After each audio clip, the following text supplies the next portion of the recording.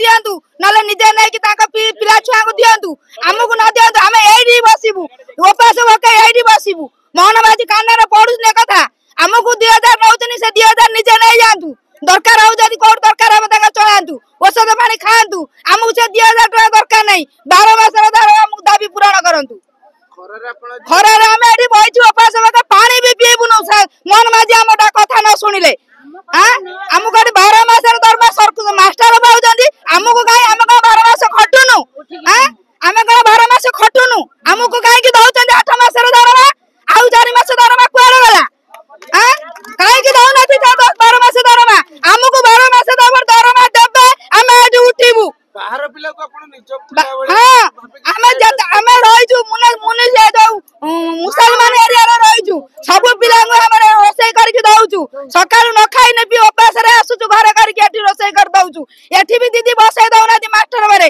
कहजन आगे छुआ को कर तमे घरे काई खाइ के आइलनी हमको कहउजंदी हम बड़ पिलांगा लागी हम निज उपास रहउजु हम डाक सुनु जंदी हमको दउजन 8 मास रे दरमा काई कि दउजन 8 मास रे दरमा 12 मास रे दरमा देबे हम एंतु खरा रे बसिबु रोसई करिनु आज आइजु आंदे छाड़ा करिकी सेंतु बसिबु 12 मास रे दरमा देले हम एठी उठिबु हां काई 1000 टका दान गले हमको हां 1000 टका हमको दान गले सरकारी हां काई कि दान गले रखि दियंतु अपन 1000 टका यदि अपन कर कोड दरकार नगाइबे 1000 टका दान करछनी हमको मोहनबाजी 12 मास हम खटिबु हमको 8 मास रे दरमा देबे काई कि 8 टका दान करछनी मोहनबाजी हमको 12 मास रे दरमा दरकार 1000 टका 500 दरकार 12 मास रे दरमा हमको सब देबे हमको दियातु मास्टर माने एते पाउछनी अंगनवाड़ी एते पाउछनी हमको काई देबे हमको दियातु पैसा जति कि अंगनवाड़ी दीदी कि दउछनी ता बारू भी हमको बेसी दियंतु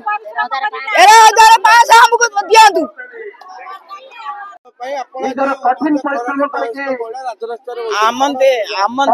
मजूरी हिसाब रे पैसा दियो लेकिन हम दाबी करछु एते कष्ट पड़छु 200 पिला को रांधी के दउछु तथापि हमर मजूरी मूल्य किछ जानू ना 1000 टका हम 4 थर राली आसी के बसले खरा रे 1000 टका बढ़ाई बोला हम कोन तार खाऊ 60 टका मजूरी गोटे परिवार के जे गेला हमर बहुत भलो परिवार के हमर पिला परिवार चलिबे कि सेति में हम राली के आसु हमर मजूरी हिसाब रे दिया हम अधिक मागुनु जो चाकरी लेके जाय लोक कहला किछ दरमा केते वेला हमको कहया पे लाज ना होची तांका के देबा पे लाज ना गुनी हमन के लोकर सम्मान के मेलु हमर परिचय मेलु आउ हमर जिमिन लोक मजूरी खटि के आनुचंदी हमको सब मजूरी हिसाब रे जिला दरमा एबे 1000 टका हमें 200 टका रो रहिछु 200 टका रो रहिछु एबे 2000 हेछि तथापि ए जुकु को धरि के हमर सतिक रे चली पारनु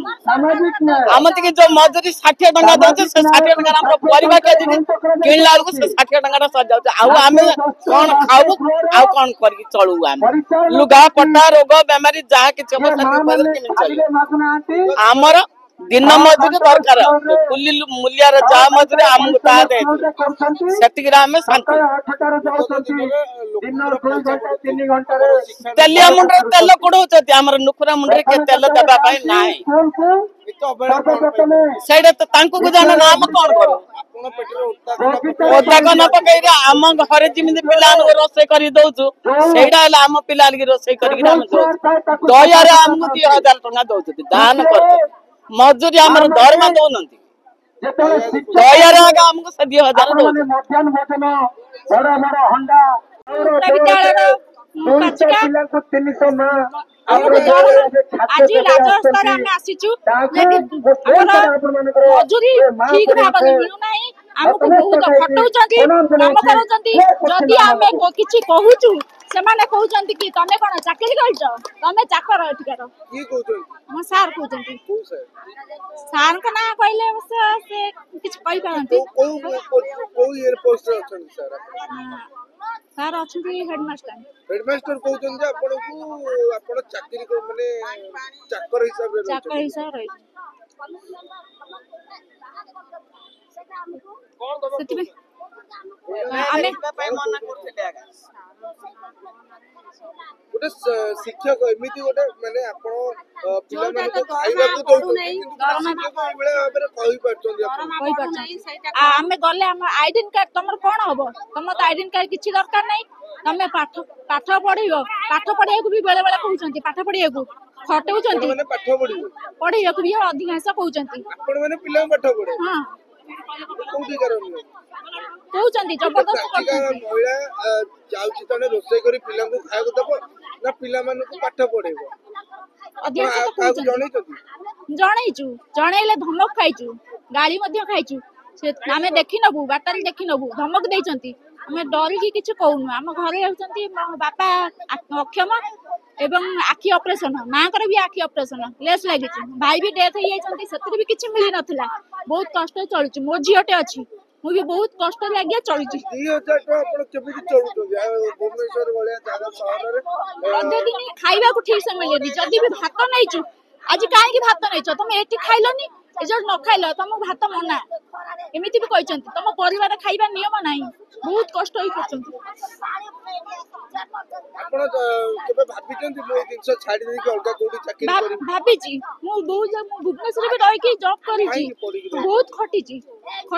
ମୋ ସୁଟ୍ କଲାନି, ଦେହ ଖରାପ ହେଲା, ଅପରେସନ ହେଇକି ଆର ବର୍ଷ ଅପରେସନ ହେଇକି ବର୍ଷେ ପଇଲି। ସେଥିରେ କହିଲେ ତମ ରୋଗ ହେଇଛି, କ୍ୟାନ୍ସର ହେଇଛି, କେମନ ହଉଛ, ବହୁତ କିଛି କହିକି କାଢି ଦେଇଥିଲେ ମଧ୍ୟ।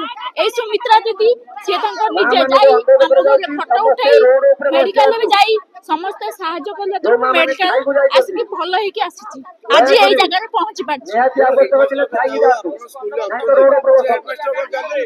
ପ୍ରାଚିକା ସଂଘ କଣ କରନ୍ତି ବୋଲି ଗୋଟେ ଶିକ୍ଷକ ଏତିକି ଜାଣିନି। ସେ ଟିକେ ମାନେ ଲୋ ଇଏରେ ଅଛନ୍ତି, ସେଥିପାଇଁ ସେ ବହୁତ ଧମକ ଦିଅନ୍ତି। ଆମର କେହି କହିବାକୁ ବାହାରନ୍ତିନି, ଗାଁରେ କେହି କହିବାକୁ ବାହାରନ୍ତି। ନିଜ ଘର ନାହିଁ, ଭଡା ରହୁଛୁ, ଭଡା ବି ଦେଇ ପାରୁନୁ। ସେମାନେ ବି କହୁଛନ୍ତି ବାହାରି ମାନେ କଣ ଗୋଟେ ଜାଗାରେ ମୁଣ୍ଡ ବିକିଦେବେ? କଣ କହୁଛନ୍ତି? ଭଡା ରହିଛନ୍ତି ବୋଲି ଆପଣଙ୍କ ମୁଣ୍ଡ ବିକିଦେବେ ଜଣଙ୍କ ପାଖରେ?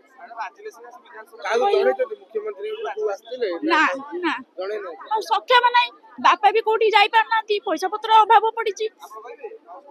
ଅଧବେଳେ ଖାଇବାକୁ ବି ନଥିବ। ଆପଣ ଏଇଠି ରାଲି କରୁଛନ୍ତି, ଆପଣଙ୍କର କଣ ଦାବି ପୂରଣ ହେଇଯିବ ବୋଲି ଆପଣ ଭାବୁଛନ୍ତି? କାରଣ ଆମେ ଯାହା ଶୁଣୁଥିଲୁ 200 ଟଙ୍କାରୁ ବଢେଇ 1000 ଟଙ୍କା କଲେ। 1000 ଟଙ୍କା କରିଛନ୍ତି। ତାପରେ କଣ ମାନେ ଯୋଉ 2000 ଟଙ୍କା ଯୋଉ ଆପଣଙ୍କର ଏବେ ଅଛି, ମିନିମମ୍ 5000 ହେଲେ କିଛି ହୁଅନ୍ତା, 5-6 ହଜାର ଭିତରେ।